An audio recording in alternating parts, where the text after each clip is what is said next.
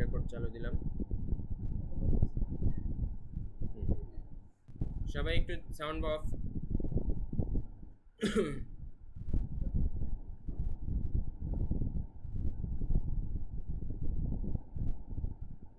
আসসালামু আলাইকুম ওয়া রাহমাতুল্লাহি ওয়া বারাকাতুহু। প্রিয় শিক্ষার্থীবৃন্দ, আজকের ভিডিওটি আপনাদের জন্য একটি এক্সাম ভিডিও।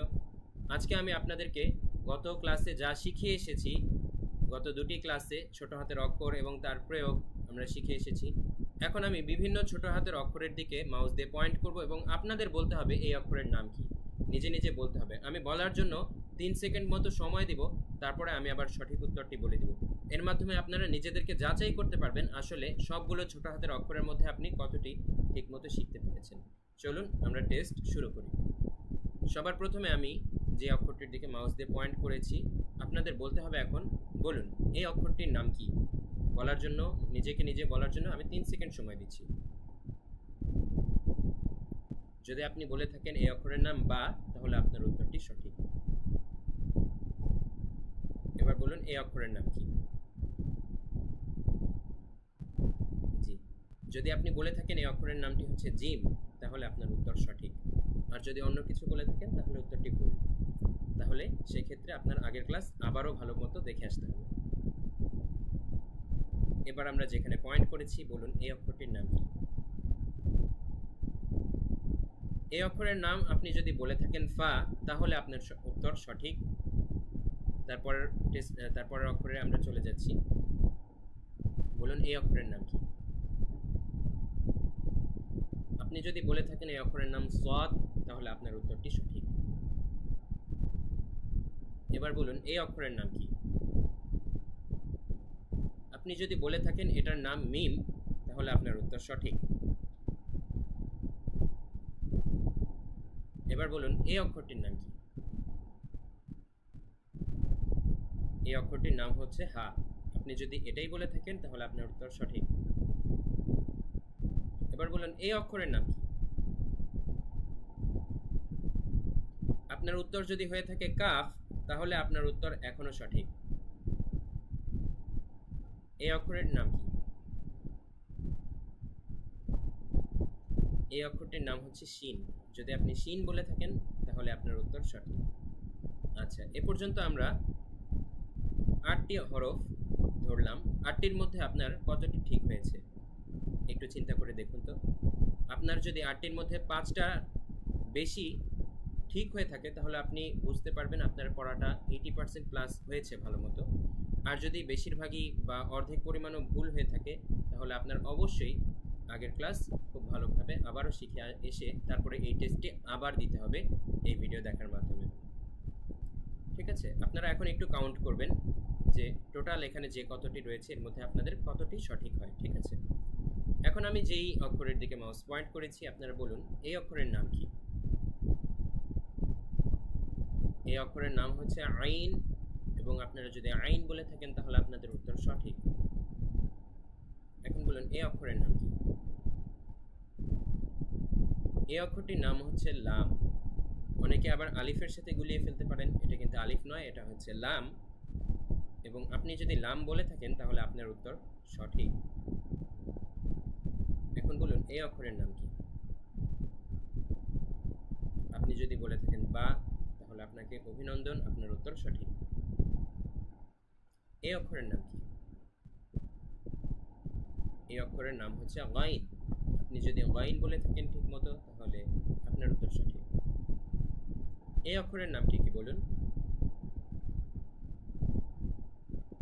এই অক্ষরের নাম হচ্ছে কাফ। আপনি যদি কাফ বলে থাকেন আপনার উত্তর সঠিক।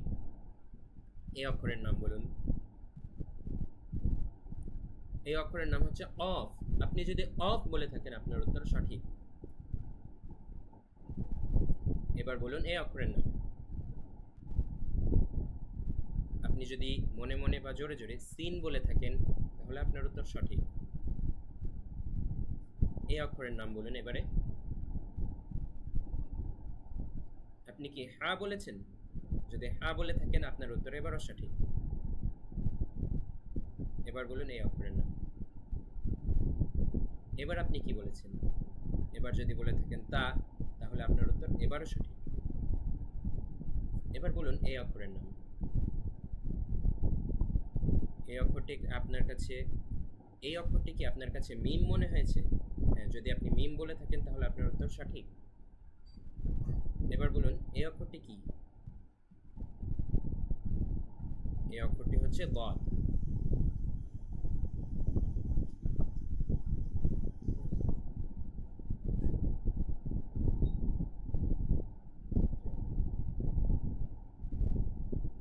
এই অক্ষরটি হচ্ছে গদ। আপনি যদি গদ বলে থাকেন আপনার উত্তর সঠিক। এবার বলুন এই অক্ষরটি কি? এই উত্তরটি হচ্ছে, এর উত্তর হবে খ। আপনি যদি খ বলে থাকেন আপনি ঠিক বলেছেন। এবার বলুন এটি কি?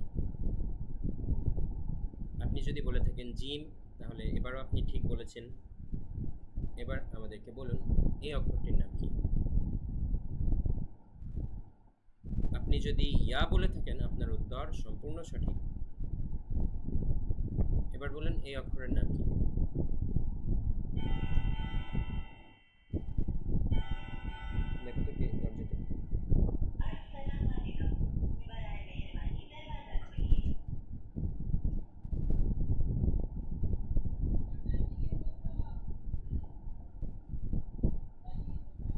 ল্যাপটপের চার্জ শেষ হয়ে বন্ধ হয়ে গেল 10%।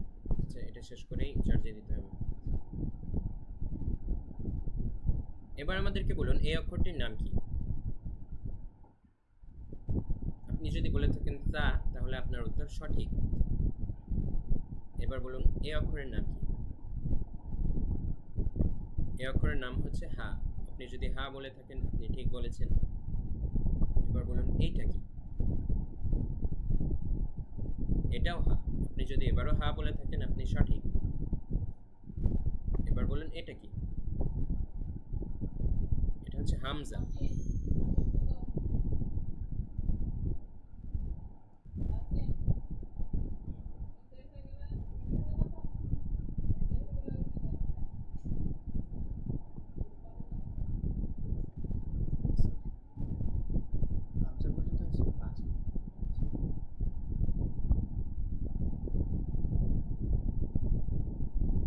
এই অক্ষরটির নাম এবার আপনারা বলুন। এই অক্ষরটি যদি আপনি বলে থাকেন হামজা তাহলে আপনার উত্তর সঠিক। এবং এই অক্ষরটি কিন্তু উপরের ছোট চিহ্নটাই মেনলি আমাদের দেখতে হবে, ঠিক আছে? সেই ছোট বিষয়টি হচ্ছে হামজা। এবার বলুন এই অক্ষরটি। এবার যদি আপনি বলে থাকেন গইন তাহলে আপনার উত্তর সঠিক। আমরা শেষের দিকে আছি, বলুন এটার নাম কি? এই অক্ষরের নাম আপনি যদি বলে থাকেন ফা তাহলে আপনার উত্তর সঠিক। এবার বলুন এই অক্ষরের নাম কি? আপনি যদি বলে থাকেন নুন আপনার উত্তর এবারও সঠিক। এবং আমরা সর্বশেষ প্রশ্নে চলে যাচ্ছি, বলুন এই অক্ষরের নাম কি? এই অক্ষরের নাম আপনি যদি বলে থাকেন আইন তাহলে আপনার উত্তর সঠিক। প্রিয় শিক্ষার্থীবৃন্দ, এর মধ্যে থেকে আপনাদের যদি একটি হরফের উচ্চারণেও, একটি হরফের উত্তর দেওয়ার ক্ষেত্রেও যদি ভুল হয়ে যায় তাহলে কিন্তু আপনাদের আবারও আগের ক্লাস দেখতে হবে, কেননা একটা ভুল থাকা সত্ত্বেও আপনি যদি পরের ক্লাসে যান পরের ক্লাসটি কিন্তু ভালো মতো বুঝতে পারবেন না।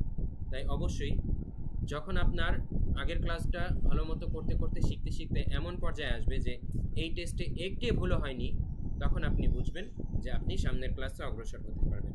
ওয়া মা তাওফীকি ইল্লা বিল্লাহ। আসসালামু আলাইকুম ওয়া রাহমাতুল্লাহ।